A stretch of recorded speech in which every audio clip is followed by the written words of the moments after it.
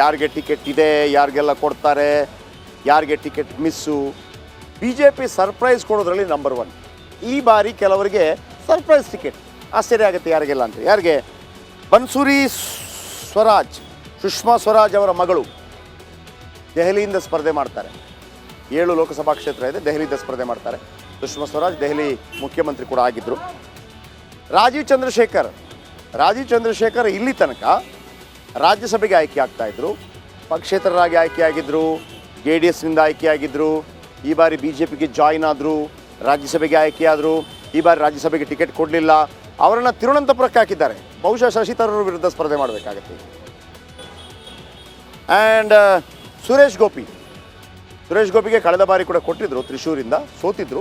ಈ ಬಾರಿ ಸುರೇಶ್ ಗೋಪಿ ಅವರ ಮಗಳ ಮದುವೆಗೆ ಪ್ರಧಾನಿ ನರೇಂದ್ರ ಮೋದಿ ಗುರುವಾಯೂರಿಗೆ ಹೋಗಿದ್ದು ನಿಮಗೆಲ್ಲ ನೆನಪಿರ್ಬೋದು. ಸುರೇಶ್ ಗೋಪಿಗೆ ಟಿಕೆಟ್ ಕೊಟ್ಟಿದ್ದಾರೆ. ಪವನ್ ಸಿಂಗ್ ಭೋಜ್ಪುರಿ ನಟ, ಭೋಜ್ಪುರಿ ಸಿನಿಮಾದವರು ತುಂಬ ಜನ ಇದ್ದಾರೆ. ಆಮೇಲೆ ಅಸಾನ್ಸೋಲ್ ಪಶ್ಚಿಮ ಬಂಗಾಳದಿಂದ ಅವರು ಸ್ಪರ್ಧೆ ಮಾಡ್ತಾ ಇದ್ದಾರೆ.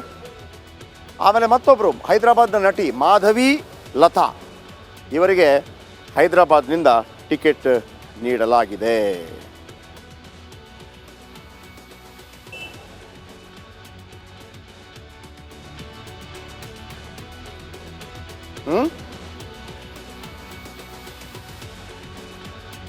ಓಕೆ, ಮತ್ತೊಂದು ಕಡೆ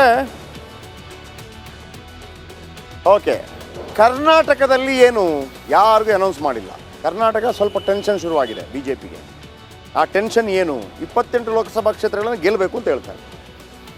ಎಲ್ಲ ಕಡೆ ಮೋದಿ ಹವಾ ಇದೆ ಅಂತ ಹೇಳ್ತಾರೆ, ರಾಮ ಮಂದಿರ ಹವಾ ಇದೆ ಅಂತ ಹೇಳ್ತಾರೆ. Candidate problem. ದೇವರು ಕೊಟ್ಟರು ಪೂಜಾರಿ ಬಿಡ ಅಂತಿದ್ದಂಗೆ ದೇವರು ಕೊಡೋಕೆ ರೆಡಿ ಇದ್ದಾನೆ. ಅಂದರೆ ದೇವರು ಅಂದರೆ ಇಲ್ಲಿ ಜನ ಓಟ್ ಹಾಕಕ್ಕೆ ರೆಡಿ ಇದ್ದಾರಂತೆ. ಆದರೆ ಈ ಅಭ್ಯರ್ಥಿ ಬೇಡ ಅಂತ ಹೇಳ್ತಾ ಇದ್ದಾರೆ. ಇದು ಟೆನ್ಷನ್ BJPಗೆ. ಏನು ಟೆನ್ಷನ್ ಹೇಳ್ತೀನಿ ಬ್ರೇಕ್ ಆದ ನಂತರ.